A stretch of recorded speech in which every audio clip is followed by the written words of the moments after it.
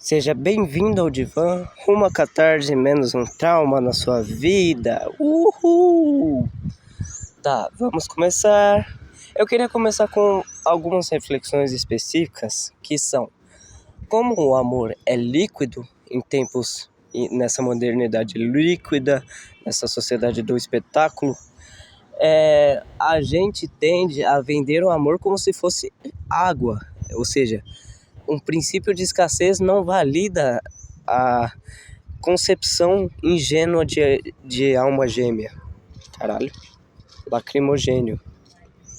Eu também acho engraçado como a gente fala, tipo, tomar um sol, como se a gente fosse colonizar o sol, o que é impossível. E eu tava refletindo sobre a mesma coisa que eu refleti no podcast de David Bohm, Carl Pribban e teorias da consciência e afins, sei lá.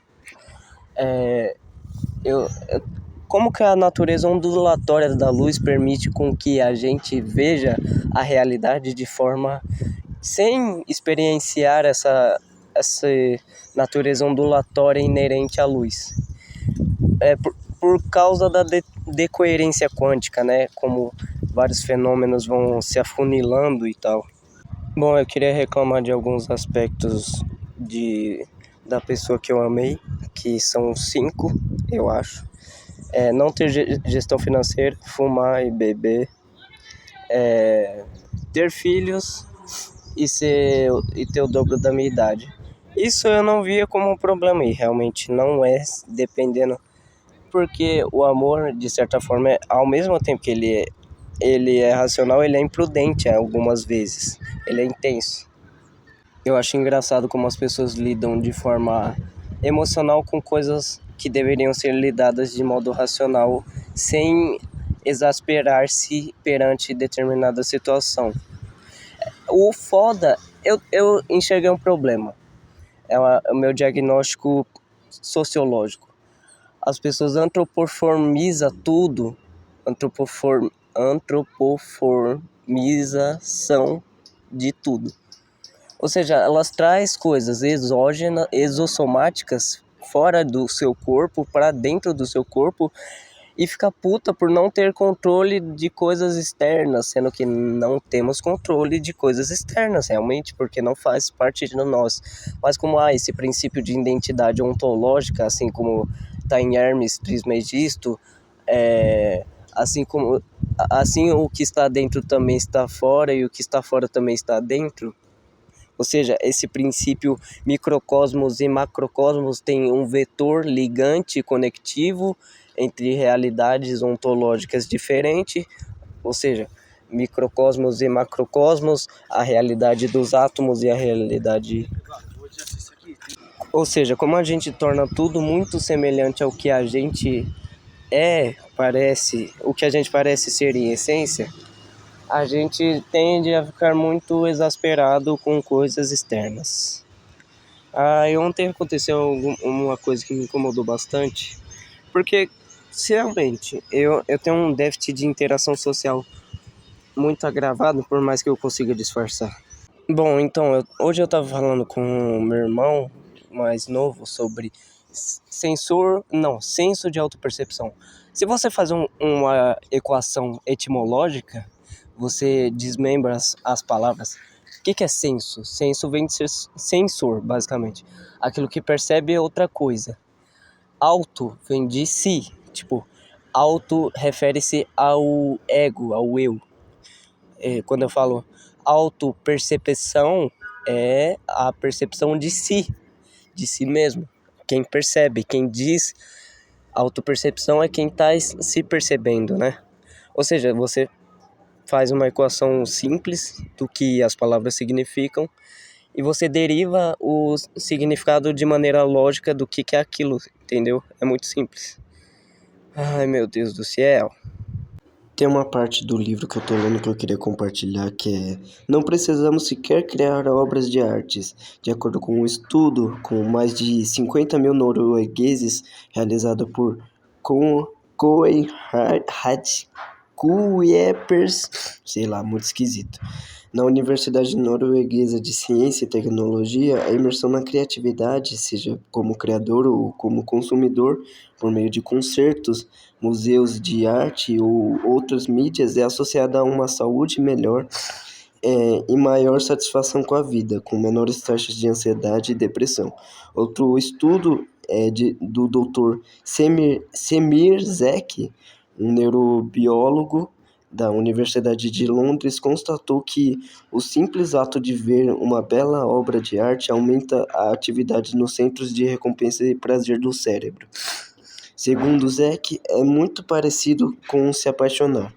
As pessoas que choram diante dos meus quadros estão tendo a mesma experiência religiosa que tive quando os pintei, observa o artista Mark Rothko.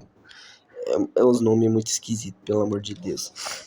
Mas é interessante, né? Como ver que experiências partilhadas entre consumidor e criador, criador e criatura, entre a pessoa que desenvolveu a obra e a pessoa que está observando, compartilha características essenciais mútuas que pode conectar as duas coisas.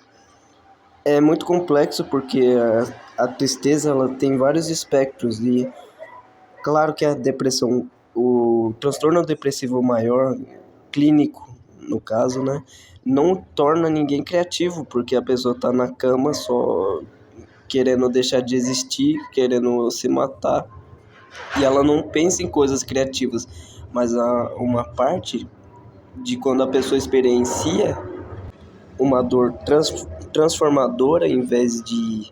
Tipo, ela observa que existem partes, como nem tudo é preto no branco, não é só tristeza ou felicidade, a, torna a pessoa mais criativa porque ela entra em contato com algo mais interior. E é muito mais fácil, sei lá. Na moral, mas eu queria falar sobre outra coisa, na real. Eu acho as pessoas muito filhos da puta, tipo, sei lá, sempre. É porque as pessoas sempre atribuem coisas externas como se fosse elas. Tipo, eu falar sobre meu possível semelhança com Theia, as pessoas já acham que eu tô querendo vantagens. Nossa, ele quer vantagem. Ou eu tô com alguma amiga minha, as pessoas acham, ai, nossa, interesse. As pessoas são muito filhos da puta, elas sempre atribuem coisas com a maldade dos próprios olhos delas. Então, ai, meu, não dá pra conviver com o ser humano, não. Nossa, eu queria comentar também que duas coisas me irritaram profundamente ontem e hoje. Não, ontem nem tanto, pra falar a verdade. É que eu acompanho um cara que tá recente agora fazendo conteúdo de filosofia no YouTube. E, tipo, as coisas que ele fala parece ser algo meio básico, sabe? Ele fala como se ele tivesse que estudar muito. Tipo, nossa, eu estudei 3 anos pra fazer. Não, cara, não, não, não. Você leu, parece que você só leu o que o chat GPT mandou. Tipo, não, você não estudou, cara. Cara, cala a boca. Eu tenho. O que você falou tá. Há 3 anos atrás eu já tinha escrito no meu bloco de notas pra mim mesmo. O que você anotou é básico. O que você estudou é básico. Você não sabe o que você tá falando. Não é a questão de você não saber o que você tá falando. É a questão de você falar como se fosse algo muito profundo, algo que é muito simples, muito raso. Algo que qualquer pessoa só pesquisa e já sabe. Agora eu tava vendo um outro idiota que se acha muito superior, que fala que o Bostil, ai, os chimpanzés, os orangotangos, ai... Mano, você também é um imbecil, cara. O que você tá falando? O que você tá falando? Você tá preso num mundinho de... Ai, só porque você lê livro, você acha que você é o quê, cara? Você acha que você é o quê? Porque você fez faculdade, você acha que você é o quê? Meu Deus do céu! Meu Deus do céu! As pessoas usam o conhecimento delas pra denegrir e abaixar a existência ontológica das outras pessoas. como se ela tivesse numa escala hierárquica muito superior, só porque ele começou falando, eu tenho um diário, eu tenho um segundo cérebro, e pessoas que não fazem isso é burras, é orangotango e sei lá o que. Cala a boca, cara, cala a boca, meu Deus do céu. Eu tenho um método muito mais profundo de introspecção que você, e eu não fico fazendo vídeo falando. Eu tenho esse podcast que é um diário de voz eletrônico diário, onde eu tenho um conhecimento, autoconhecimento, uma autopercepção, uma autocrítica muito superior a você. E, tipo, eu não precisei ler 200 livros, eu não li nem 20. Eu já escrevi livros e até os livros que eu escrevi eu sinto que são profundos de um nível que outros poetas eu não enxergo tal profundidade. Não é a questão de você precisa ser um erudito, porque de certa forma os conteúdos que a gente aprende da realidade, a gente aprende de forma inata, já existe uma potencialidade nossa interna de aprender as coisas. Isso não é difícil, não é. Só eu não sei se é porque eu sou autista e isso é básico, mas as pessoas falam algo como se fosse a melhor coisa do mundo, que é algo muito básico. Tem algumas coisas que eu queria dizer também, algumas anotações que eu fiz. Tipo, essa aqui. Deseja como Beethoven, surdo porém capaz de nos conduzir por entre notas, um mar de causalidade entre os quais tendemos a encontrar pontos de alicerces gravitacionais antes da queda por meio da sincronicidade. Nossos órgãos são instrumentistas, eles lidam com ordens hierarquicamente diferentes das quais eu posso perceber conscientemente. Amor como um espelho para as inseguranças e anseios, tá? Panspermia é panpsiquismo. Recentemente eu sonhei com eu explicando panpsiquismo num sonho. Andarilho, mandarim. Só isso. Tem muitas coisas que eu quero falar sobre matemática e número e várias coisas. Mas antes, espera aí, eu preciso ir no WhatsApp. Tá. Tem algumas coisas que eu escrevi, tipo homogeneidade hegemônica, conservação de momento. Quis inspirar em mim o espírito de competitividade mediante a uma alienação social. Eu tava falando de outra pessoa que tipo, ele falou, nossa, tá vendo como essa pessoa faz isso melhor que você? Aí eu falei, que bom, né? Que bom. Aí ela ficou frustrada porque não conseguiu me manipular. Eu falei, vislumbre do Éden personifica um anseio vendo na brecha da realidade a ampliação infinita no vetor das relações humanas. Encontramos partículas de anseio e nelas há prótons que são enzimas catalisadoras. Não morrer é não tornar-se beato. Tá. Queria ler um poema também que eu escrevi faz muito tempo, que é... O nome da poesia é Cineasta da Imaginação.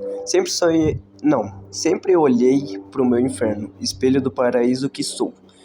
Já fui parte do solo, já fui flora e fauna. Já fui tão cético que tive fé em tudo. Já tive uma calma estressante. Toquei a nossa música, fui cineasta da imaginação. A estranheza no olhar dança com as lágrimas. A medicação descontrolada forjando marés de mentiras delirantes e folclóricas. Você foi o meu desejo despido. Desejos não se despediram para não tirar a virgindade da consciência da inocência. Tu, o Olimpo holístico, aquela alegria genuína que vem em momentos depressivos, beleza obscura e policromática no espectro, anestésico de eutanásia, estátua de lápide, o opaco desejo pulsante e cardíaco, brilhos nas correntes do nosso coração cadente. brilhos nas correntes do nosso coração cadente, escravo ardente do simbolismo cósmico. Não alcançávamos aquilo que o ego enruga por sacrifício a Cronos. Ou seja, isso é uma referência um pouco ao poema do Fernando Pessoa, onde ele fala que somos escravos cardíacos das estrelas. Ou seja, aquilo que a gente sonha, a gente não alcança, porque é uma idealização. Somos chicoteados pelo nada esmagador de tudo, vazio incomensurável que nos impele ao caminho dos sonhos e miragens. Tá. Também pedi pro ChatGPT pesquisar, falar qual a relação da melancolia com a criatividade. Aí tá, ela falou algumas, aí pontos. Introspecção e reflexão. A melancolia muitas vezes leva a uma introspecção profunda. Esse estado de reflexão permite que os indivíduos explorem suas emoções, experiências e pensamentos mais sombrios. Essa exploração interna pode gerar insights que alimentam a criatividade, levando à criação de obras que ressoam com a experiência humana de forma mais profunda e autêntica.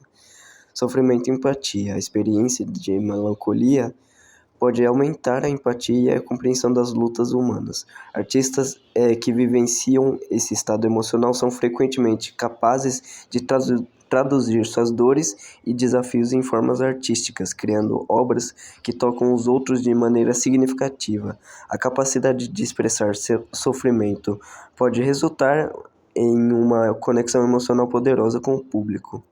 Inspiração em temas sombrio. A melancolia traz à tona temas que muitas vezes são considerados sombrios ou difíceis, como a perda, a solidão e a busca por sentido. Esses temas, embora pesados, são ricos em potencial criativo, oferecendo uma paleta de emoções que podem ser exploradas em diversas formas de arte, incluindo literatura, música, pintura e cinema.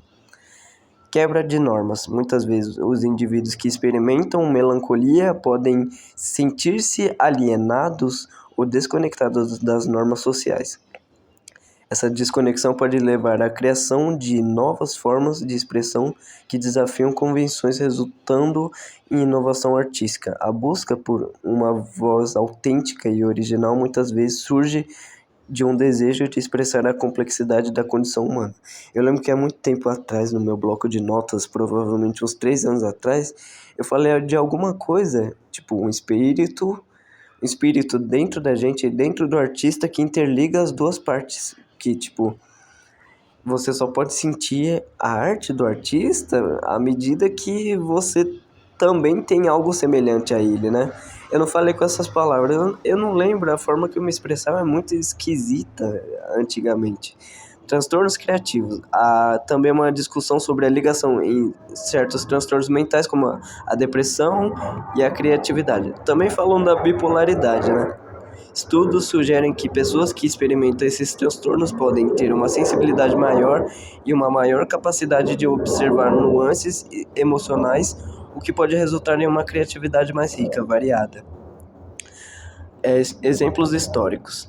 A história da arte está repleta de exemplos de grandes criadores que lutaram com a melancolia. Artistas como Vincent van Gogh, Edgar Allan Poe e Sylvia Plath, sei lá, expressaram suas vivências de tristeza e desespero em suas obras, oferecendo um vislumbre de sua luta interna e contribuindo significativamente para a cultura. Tá bom. Tá, vamos falar de matemática e filosofia, então. Eu tava conversando com o ChatGPT sobre a minha coletânea de podcast. Aí eu perguntei, ele universaliza as emoções? Aí falou, sim, o autor tende a universalizar as emoções em sua abordagem, refletindo uma crença de que certas experiências emocionais são compartilhadas entre todos os seres humanos, independentemente de suas circunstâncias individuais. Aqui estão algumas maneiras pelas quais ele faz isso. Peraí. Tá. Experiência comum. O autor sugere que emoções como amor, dor, solidão e desejo são universais e fazem parte da experiência humana coletiva. Ele menciona que esses sentimentos não são apenas pessoais, mas que ressoam em muitas outras pessoas ao redor do mundo. Conexão entre indivíduos. Ele argumenta que, apesar das diferenças individuais, existe uma conexão intrínseca entre as emoções que as pessoas experimentam. Isso implica que, ao expressar suas emoções, ele está tocando em sentimentos que podem ser reconhecidos e compreendidos por outros. Ou seja, a característica em comum e essencial de todas as emoções. O que faz o amor ser amor há 1000 anos atrás e há 1000 anos para frente é a mesma coisa. É a essência, a característica daquele sentimento, independente dos indivíduos que o experimentam. Meu Deus. Referências a temas universais. O autor utiliza temas universais como a busca por pertencimento e a luta contra a dor e rejeição para abordar suas próprias experiências emocionais. Inclusive, eu estava lendo, no livro que eu estava lendo, meu Deus, que bicho irritante, filho da puta. Que o... Ai, Deus do céu. Que o Beethoven também se sentia rejeitado. Pera aí. Tá, vou tentar continuar. Tá. Referências a temas universais, tá? Exploração da condição humana. Ao discutir emoções, ele frequentemente se refere à condição humana em geral, considerando como as emoções mudam a experiência da vida de todos. Essa abordagem filosófica revela uma tentativa de conectar sua individualidade a um contexto maior. Ou seja, de certo modo, eu estou abordando as emoções de modo platônico, da forma essencial, imutável, e da forma racionalista, né? Tá, voltando. Tá, narrativas coletivas. O autor parece acreditar que as histórias e experiências emocionais, embora únicas para cada pessoa, estão entrelaçadas em uma narrativa coletiva da humanidade. Isso implica que o que ele sente ressoa com a experiência de outros, criando um senso de solidariedade emocional. Ou seja, as complexidades e os meandros sociais impactam na complexidade da equação final, né? Uma somatória de significações. Reflexões sobre o amor e a dor. Em suas discussões sobre o amor e dor, ele menciona como esses sentimentos são parte da experiência humana, que transcende as particularidades de cada indivíduo. Ao fazer isso, ele universaliza as emoções, mostrando que, independentemente de suas circunstâncias, todos podem se relacionar com esses sentimentos. Tá. Ele diz que as emoções são as mesmas neurologicamente falando, que não importa os seus referentes inerciais exteriores.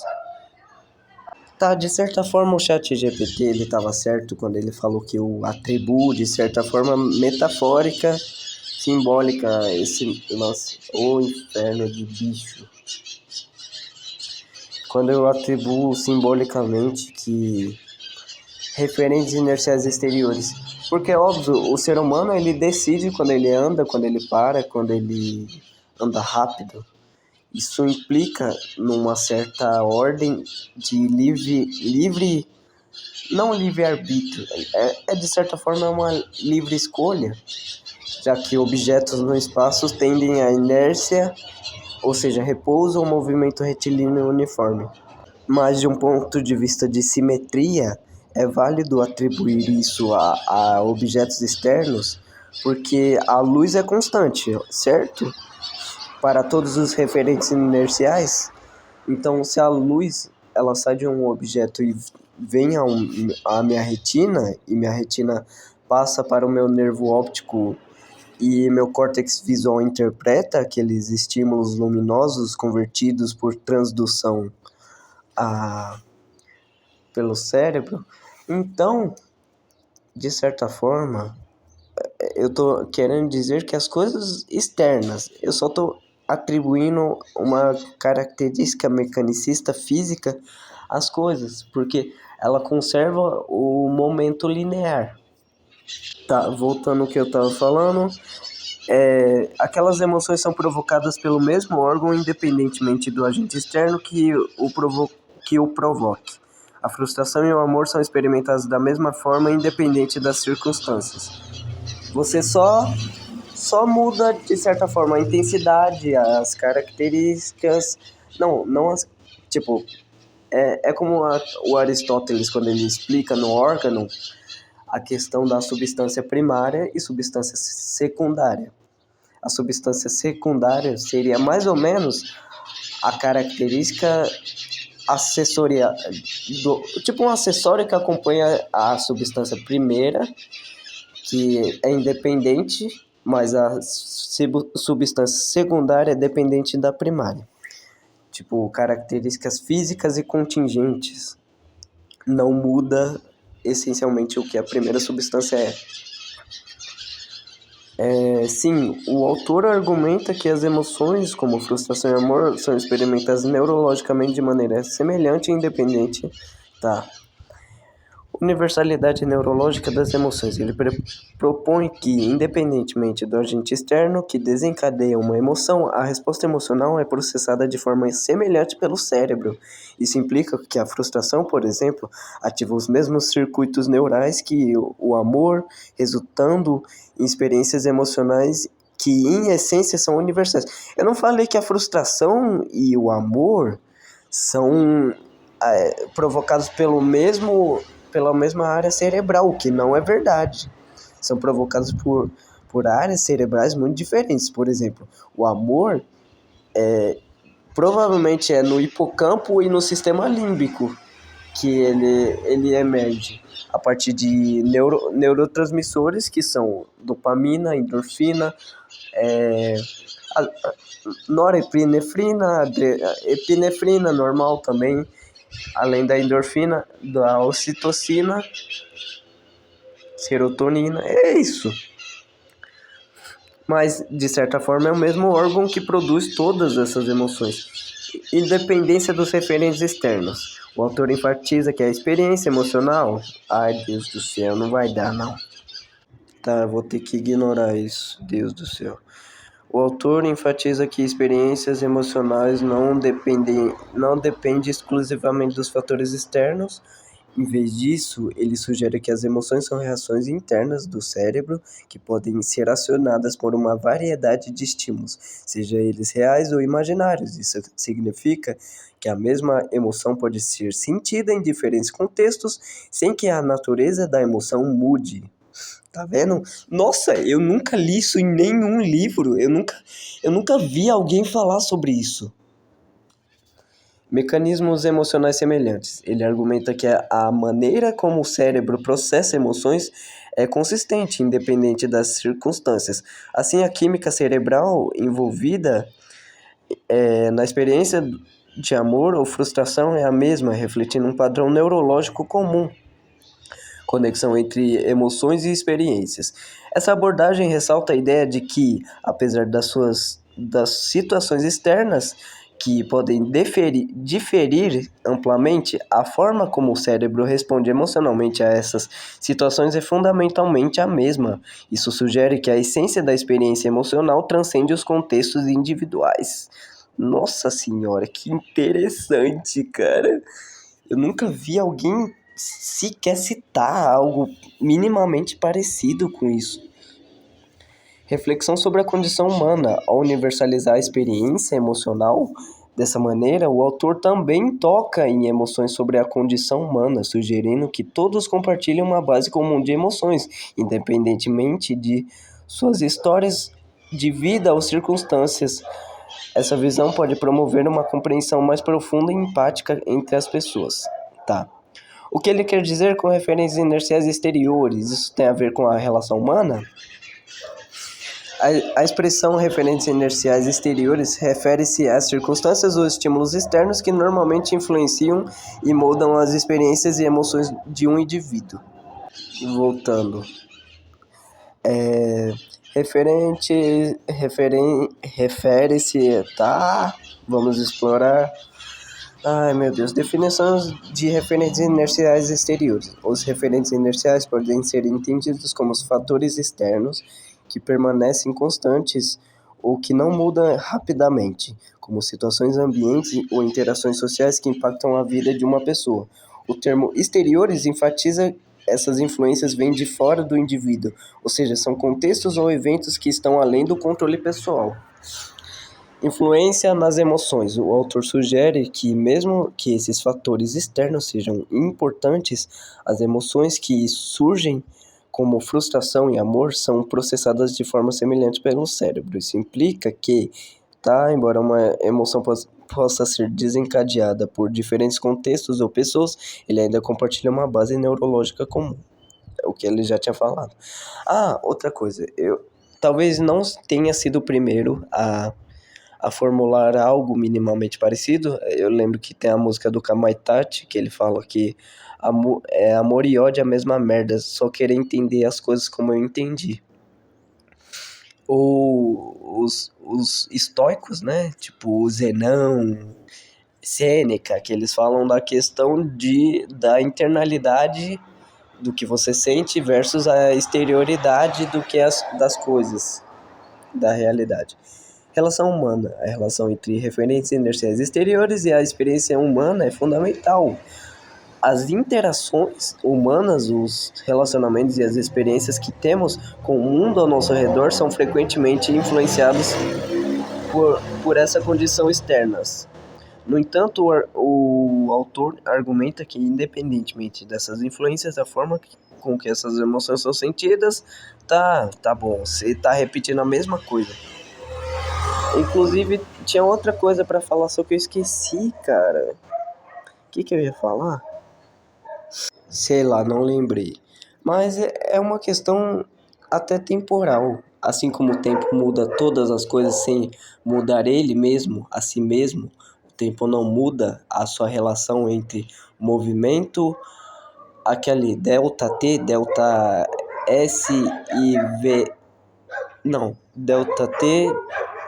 Eu acho que é delta T, delta S e VS, que é delta T é a variação do tempo, delta S se eu não me engano, é o espaço, e VS é a velocidade média que tal objeto percorre no espaço. Eu não lembro direito, a minha memória é um pouco ruim. Tá. Aí ele fala de inércia física, inércia psicológica, os comportamentos que as pessoas têm e tal. Eu vou pular esses assuntos. Não, tem uma parte que eu falo. A inércia é uma lei que rege objetos físicos na realidade material e os nossos corpos são feitos de matéria, mas ao mesmo tempo podemos escolher ficar parados ou nos movimentar em várias direções em diferentes velocidades, mas no final usamos a energia acumulada no cérebro para realizar o movimento. No sistema total, que é o universo, algo é conservado e objetos externos atuam sobre a nossa condição e moldam o nosso movimento. Tá, antes eu vou traduzir o negócio. Delta T representa a variação do tempo, é a diferença entre o tempo final e o tempo inicial de um movimento. Delta S representa a variação da distância ou espaço percorrido, é a diferença entre a posição final e a posição inicial do objeto. Vm representa a velocidade média do objeto durante o intervalo de tempo considerado. A velocidade média é calculada como a distância total percorrida dividida pelo tempo total gasto. Tá, voltando. Assim como a inércia é uma propriedade dos objetos físicos que descreve a tendência de um corpo permanecer em seu estado de repouso ou movimento até que uma força externa atue sobre ele, os seres humanos, sendo feitos de matéria, também estão sujeitos a essas leis. No entanto, a capacidade de escolha e consciência humana adiciona uma camada de complexidade a essa inércia. Consciência e escolha. Embora nossos corpos sejam influenciados pela inércia física, a consciência nos permite tomar decisões sobre como e quando nos mover. Essa capacidade de escolha é o que distingue os seres humanos de objetos inerciais puramente físicos. permitindo que possamos agir de maneira intencional e direcionada. Um objeto ontologicamente ele existe, mas não significa que ele tenha autonomia, né? Uma pedra, ela não pode, se você começar a martelar uma pedra, ela não tem instinto de autopreservação. Tá, eu só vou ler minha pergunta, mas não vou ler a resposta dela. De certa forma, essas leis se aplicam ao ser humano por seus componentes químicos, então as leis de conservação de massa e energia se mantêm, pelo teorema de Noether. Mas ao mesmo tempo usamos dessa energia como se pudéssemos ter vontades próprias. A nossa vida não pode necessariamente ser reduzida a uma visão mecanicista e biologizante. Aí ela fala a favor de mim, né? Tá, reducionismo. Aí a minha outra pergunta, o irmão desse cara é muito fisicalista e ele gosta da matemática, vê tudo de forma física, prática e objetiva, enquanto ele tende a mergulhar nas nuances e espirais de complexidade e significações que cada coisa tem. Então eles tiveram vários debates, mas assim como quem disse a ele que ele deveria ficar calado, pois o silêncio é valioso, e ele diz que se ele ouvisse o próprio conselho, ele deveria ficar calado e, portanto, não saberia do conselho, mostrando o paradoxo usando lógica e inteligência. A ideia de debate já é um meio filosófico e não pragmático e objetivo. As dúvidas por trás da resposta é filosófico. O vetor conectivo entre 2 mais 2 e sua resposta vem de uma experiência e de mentalização de fusão entre conjuntos, e isso é um exercício filosófico e não puramente racional. Tá, vamos continuar. O que você descreve ilustra uma dinâmica interessante entre duas perspectivas diferentes sobre a realidade, uma mais fisicalista e pragmática e outra que mergulha nas complexidades filosóficas e significativas da experiência humana. Vamos explorar essa interação. Perspectiva fisicalista e filosófica. O irmão, ao adotar uma visão fisicalista, provavelmente vê o mundo através de uma lente prática, buscando explicações objetivas e mensuráveis para os fenômenos. Essa abordagem é valiosa em muitos contextos, especialmente nas ciências exatas, onde a objetividade e quantificação são essenciais. Por outro lado, o protagonista busca entender as nuances e significações subjacentes às experiências, o que leva a uma abordagem mais filosófica e subjetiva. Debate como prática filosófica. O debate entre eles é uma manifestação da busca por compreensão mais profunda. A filosofia permite questionar as certezas e explorar as complexidades da existência. Se fosse algo objetivo, só o método científico é valioso. E o método científico é o quê? É uma exploração filosófica, é uma lente filosófica que faz a gente investigar a realidade. A filosofia permite questionar as certezas e explorar as complexidades da existência. Enquanto o irmão pode se encontrar em respostas diretas e objetivas, o protagonista se desenvolve em discussões que exploram as dúvidas, os significados e as interpretações mais amplas. Isso demonstra como o debate filosófico pode enriquecer a compreensão e abrir novas possibilidades do pensamento. O valor do silêncio e o paradoxo. A interação sobre o conselho de permanecer em silêncio exemplifica um paradoxo interessante. A afirmação de que o silêncio é valioso implica que, ao ouvir, podemos aprender e refletir mais profundamente. No entanto, o protagonista aponta que se o irmão... Não era o meu irmão, era uma outra pessoa. Tá, vamos continuar então. No entanto, realmente, ouvisse o conselho, ele não teria a oportunidade de compartilhar suas opiniões. Essa lógica revela que como o raciocínio pode ser utilizado para questionar a própria validade de certas afirmações, levando a um espaço de crítica que é essencial à filosofia. Mentalização e fusões de conjuntos. A ideia de que a resposta de 2 mais 2 não é apenas uma simples adição, mas sim uma reflexão sobre a experiência e mentalização. Enfatiza como a matemática e a filosofia podem se entrelaçar. O conceito de fusão entre conjuntos sugere que a compreensão não se limita a operações numéricas, mas envolve uma análise mais profunda das relações e significado dos números, que representam algo além de sua mera quantidade. Exercício filosófico. O exercício de pensar sobre as significações por trás das respostas é um aspecto central do pensamento filosófico. Esse processo envolve não apenas a lógica, mas também a intuição, a reflexão e a capacidade de ver além do imediato. Essa fusão de raciocínio lógico e reflexão filosófica é o que enriquece a experiência humana, nos permite questionar a realidade de maneiras interconectadas, não, de maneira mais profunda. Interconexão entre essas abordagens. Em última análise, tanto a abordagem fisicalista quanto a filosófica têm seus méritos. De certa forma, a fisicalista é uma forma filosófica de ver também. Mas se é reducionista porque tende a se abster de complexidades maiores e se reduz ao real, entre aspas. A interconexão entre essas perspectivas pode levar a uma compreensão mais completa da realidade, ao equilibrar a objetividade da ciência com as nuances da filosofia. Os indivíduos podem desenvolver uma visão mais holística e integrada. Tá. Aí ele resume essa porra. A pergunta é: a interconexão entre todas as coisas no universo pelo emaranhamento quântico, o teorema de Noether e a visão budista de interconectividade do todo faz a gente ver as coisas de forma holística, esse cosmos e logos? Então, o reducionismo mecanicista, biologizante, materialista nos mostra o equívoco da padronização mental. A mente tende a criar padrões e universalizar para poupar a energia do cérebro. A matemática e física podem ser ótimas lentes ontológicas, mas não necessariamente fidedignas à natureza numênica das coisas. Aí ele responde: você está articulando uma visão profunda e multifacetada sobre interconexão do universo, abordagem em temas da física quântica, filosofia, budismo e os desafios do reducionismo. Vamos explorar essas ideias em mais detalhes.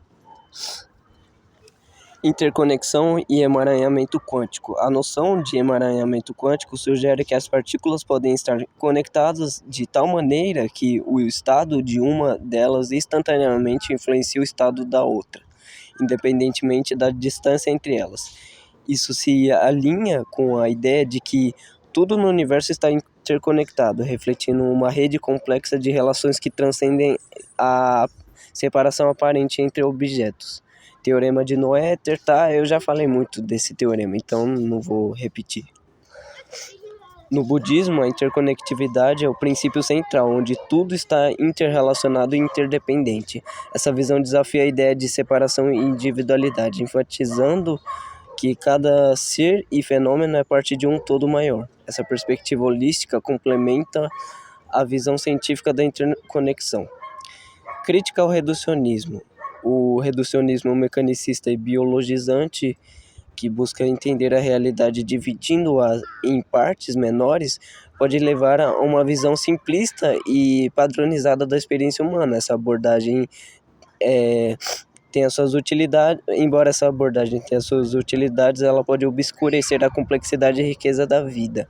O autor sugere que essa simplificação mental é um equívoco, pois não leva em conta as nuances da interconexão e da individualidade.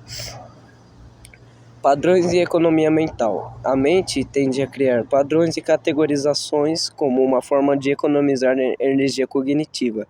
Essa tendência pode resultar em uma visão limitada da realidade, onde a complexidade e singularidade das experiências são reduzidas a generalizações, embora essa é basicamente o que a gente faz com raciocínio indutivo.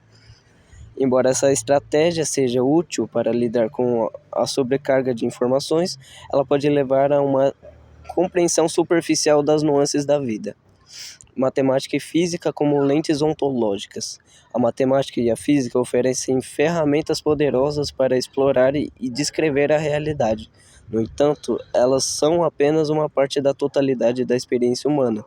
Essas disciplinas podem fornecer uma estrutura para entender os fenômenos, mas não captura a totalidade da existência, especialmente no que diz respeito às dimensões subjetivas e qualitativas da vida. Basicamente o que Kant quer propor com a questão do incondicionado, né, do númeno, que seria algo além do escopo perceptual, algo que é a realidade mesmo sem a intercorrência dos seres humanos. Natureza numérica das coisas. A distinção entre o fenômeno, o que é percebido, e o número, a coisa em si, é uma questão filosófica que remete a Kant, né? O autor sugere que, embora a matemática e a física sejam úteis, elas não são necessariamente fidedignas à natureza última das coisas. A essência das experiências e a verdadeira natureza da realidade podem estar além do que pode ser quantificado ou reduzir a fórmulas matemáticas. É o que a gente percebe, né? Quando eu vou, de certa forma, calcular a distância entre objetos, eu faço isso mentalmente, mas sempre há uma margem de erro muito grande. Tá. Eu perguntei. Então, embora possamos estabelecer modos de ver isometricamente estruturas ontológicas separadas, ou seja, formalizar a lógica e a matemática sendo elas objetos de um número não alcançável, não tangível ou palpável, a gente formalizou uma fórmula de entrar em contato com uma parte delas, como se houvesse duas paredes, uma em frente à outra, e uma representa a lógica pura e a matemática pura. Eu formulei muito ruim essa pergunta. Eu tinha que ter falado a realidade como ela mesma, a lógica e matemática independente e a forma que a gente formaliza ela.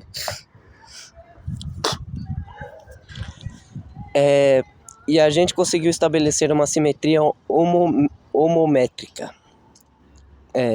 Você está explorando uma concepção intrigante sobre a relação entre lógica, matemática e a natureza das estruturas ontológicas, utilizando metáforas e conceitos que refletem a complexidade da experiência. Meu Deus, esse ChatGPT é horrível. Ele repete a porra das mesmas coisas.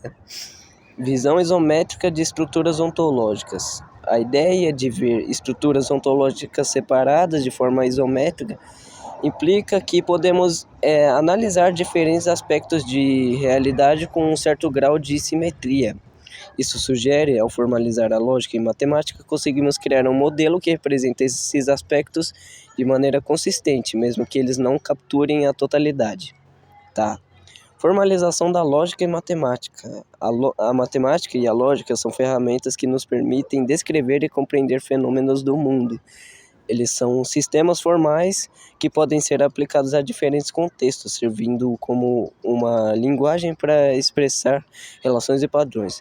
No entanto, essas formalizações representam apenas uma parte da realidade, uma construção que busca abstrair e quantificar, ou seja, tirar um substrato universal das coisas, né? Como eu venho falando há meses. Número e limitação do conhecimento. A noção de que a lógica e a matemática representam objetos de um número não alcançável enfatiza que, embora possamos criar fórmulas e modelos, a essência última da realidade permanece além de nossa capacidade de percepção e compreensão. Tá? Kant de novo. Metáfora das paredes. A metáfora das duas paredes, onde representa a lógica pura e a outra matemática pura, sugere que mesmo que tenhamos construído sistemas de conhecimento que se refletem um no outro, ainda estamos limitados da nossa capacidade de acessar a totalidade do que essas paredes representam. A simetria homométrica, portanto, poderia ser vista como a correspondência entre duas estruturas que nos permite uma interação com a realidade, mas não uma compreensão total. Deus do céu, não tem. Aí eu perguntei para ele formalizar como era. Eu falei, o que são os números em essência? Um ente abstrato, um substrato universal de entes materiais independente do seu referente inercial exterior? Dá para aplicar o conceito de número a diferentes entes e conjuntos, universalizando-os independente daquilo que é externo? O conceito é aplicável em diferentes situações? Aí ele até me cita o formalismo, conceito de número e realidade. Nossa, mas eu tô com muita preguiça de ler isso tudo. Aí eu perguntei sobre mereologia e círculo hermenêutico, na real. Eu falei, Deus do céu. Platonismo matemático, intuicionismo, formalismo. Vamos ver. Essa é a parte que eu gosto. Eu não gosto da fórmula equacional. Tá, vamos lá. Teorema de Riemann. Esse teorema estabelece o espaço de Riemann. Duas métricas podem ser consideradas homométricas se houver uma transformação que preserve distâncias. Entendi. Importância. Esse conceito é fundamental na teoria das superfícies e na compreensão de como as propriedades geométricas se relacionam em diferentes espaços. Tá bom. Interseção entre conhecimento e experiência. O que torna evidente é a interseção entre o conhecimento formal e a experiência vivida. Basicamente, a fórmula que a gente tem de tirar um axioma que se autoderiva, que é autoevidente, é algo muito interessante, né? Porque mostra que a realidade, de certa forma, ela dá para tirar um substrato. Tipo, a forma que a gente se comunica não é natural, a gente inventou. Mas ainda assim existem meios na realidade que possibilitam essa comunicação. Tá? Enquanto a lógica e a matemática nos oferecem ferramentas para análise, é a experiência subjetiva que nos conecta à realidade de maneiras que vão além do que pode ser quantificado. É o que o Russell fala com o mundo da vida, né? Esqueci o termo em alemão que ele usa. Limitação e potencialidades do conhecimento. Essa reflexão nos lembra que, apesar de nossos esforços... Tá bom, chato. Vamos ver. Os números são considerados entes abstratos porque não possuem uma fórmula física ou material. Eles são representações que apresentam quantidades, relações e ordens. Relações e quantidades está muito em Aristóteles, né, com as categorias. E ordens, permitindo que possamos quantificar e descrever fenômenos do mundo real. Essa abstração é o que permite que os números sejam universais e aplicáveis em diferentes contextos. Substrato universal. Como os substratos universais, os números... É engraçado porque o ChatGPT, ele pega como se o que eu falei tivesse fundamento muito empírico, mas eu só falei palavras, sabe? Os números funcionam... É como se ele estivesse dissecando um artigo acadêmico, mas eu só falei meia dúzia de palavras. Os números funcionam como uma linguagem comum que pode ser utilizada para descrever uma ampla gama de entidades e relações, desde a contagem de objetos físicos até conceitos mais complexos como a probabilidade estatística. Engraçado que no filme Contato do Carl Sagan, que é baseado no livro dele, junto com a esposa dele, né? Fala que a única maneira que a gente tem de contatar os alienígenas seria com a linguagem matemática, que é de certa forma universal, né? Tá. Essas universalidades é das principais razões pelas quais a matemática é considerada uma ferramenta poderosa para compreender o mundo, independência do referente inercial exterior. A essência dos números é independente das realidades materiais e experiências sensoriais. Por exemplo, o número 2 representa uma quantidade que pode ser aplicada a diferentes conjuntos de objetos, independentemente de quais sejam esses objetos. Assim, o conceito de número transcende o contexto físico imediato, permitindo que sejam utilizados em variedades de situações. Ele dá uma aprofundada legal no que eu estava falando. Aplicabilidade de diferentes entes e conjuntos. Os números podem ser aplicados a diferentes entes, conjuntos e contextos, sejam eles materialmente tangíveis ou não. Deixa eu ver se ainda está gravando. Pera aí. Tá. Por exemplo, os números podem descrever a quantidade de maçãs em uma cesta. Olha que filha da puta, usando o mesmo exemplo que eu usei há um ano atrás. Caralho. A distância entre duas cidades ou o tempo necessário para completar uma tarefa. Essa flexibilidade e adaptabilidade dos números os torna uma ferramenta essencial em matemática e ciências.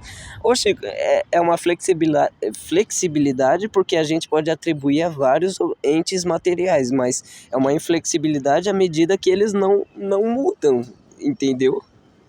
Eles são imutáveis em essência. Tá, ele tá repetindo, natureza do conhecimento. Ai, que chatice!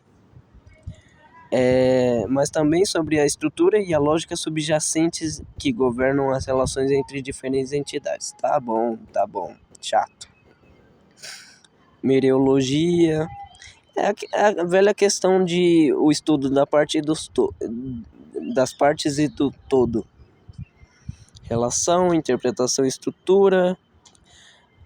Aqui tem uma parte legal, que eu pergunto da natureza, da matemática, e fala do platonismo matemático. Essa visão sustenta que os objetos matemáticos, números, formas, funções, existem de forma independente no mundo físico em um reino abstrato. Para os platonistas, a matemática é uma descoberta, não uma invenção, e os matemáticos acessam verdades eternas que existem independente da mente humana. Formalismo. Os formalistas argumentam, na verdade, que a matemática é essencialmente um conjunto de regras e símbolos manipulados de acordo com certas convenções. Para eles, a significação da matemática não reside nos objetos que representa, mas sim nas operações e regras que seguem. Nesse sentido, a matemática é vista como uma linguagem que não necessariamente precisa se referir a uma realidade externa. Intuicionismo. Esta corrente, defendida por pensadores como L.E.J. Brouwer, sei lá, vai tomar no cu, que nome esquisito, propõe que a matemática é uma construção mental. Os intuicionistas acreditam que os números e as estruturas matemáticas emergem da atividade mental e que a matemática é, portanto, uma criação da mente, não uma descoberta de realidades externas. Aí ele analisa a epistemologia disso, né? Axiomas e teoremas. A matemática se baseia em axiomas, que são proposições aceitas sem provas. O que eu falei da autoderivação e autoevidência, né? A partir dos quais teoremas são derivados. A discussão... muitas coisas são derivadas de axioma. A discussão sobre a escolha dos axiomas e a natureza da prova matemática é um tema central na filosofia da matemática. Consistência e completeness. Caralho, tá falando do teorema de Gödel, sei lá, depende do que, se você é alemão ou não. Por exemplo, demonstram que em qualquer sistema formal suficientemente poderoso existem proposições que não podem ser provadas nem refutadas dentro do sistema. Isso levanta questões sobre a completude e a consistência dos sistemas matemáticos. Eu não lembro como o Gödel apresenta esse argumento, mas ele diz que é um argumento... Basicamente ele fala que é circular, né? Que algumas coisas matemáticas não podem provar a si mesma. Tá bom. Rigor lógico. A matemática é caracterizada por seu rigor lógico, onde deduções são realizadas com base em regras formais. Isso é fundamental para garantir a validade das conclusões matemáticas. Método axiomático. O método axiomático, onde se parte de um conjunto de axiomas para construir uma teoria matemática, é uma abordagem central na filosofia matemática. Análise da escolha e da natureza desses axiomas, bem como sua relação com a realidade, é uma área de investigação filosófica. Tem até ética e estética em matemática, que esquisito, cara. Se eu não me engano, tem a parte matemática na faculdade de psicologia. É a psicometria que eles chamam. Basicamente o teste de QI. Realismo matemático. Os realistas argumentam que os objetos matemáticos têm uma existência independente e que a matemática descreve realidades objetivas. Antirrealismo. Os antirrealistas, por outro lado, sustentam que a matemática é uma construção humana que não descreve entidades independentes, mas sim serve como ferramenta para modelar e entender fenômenos. Tá bom, né? Eu não sei se eu tendo a ser essencialista nesse ponto. Então, essa questão. Cara, se a pessoa prefere matemática, ela quer algo mais pragmático, algo mais simples, prático e fácil de entender, imutável. Ela não quer algo mais complexo. As relações humanas têm várias derivações, várias variáveis, várias complexidades e significações em um conjunto que contém a si mesmo. É quase um hipercubo, sabe? É como se tivesse mais dimensões além do que a gente é capaz de perceber e vários conjuntos que se autocontêm, sabe? Aquele bagulho do Bertrand Russell. Uma pergunta de difícil resposta é: tá, o que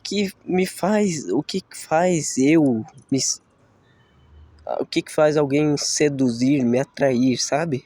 Porque não tem necessariamente só uma causa material daquilo que a coisa é construída. Existe muitas outras coisas de difícil derivação intelectual.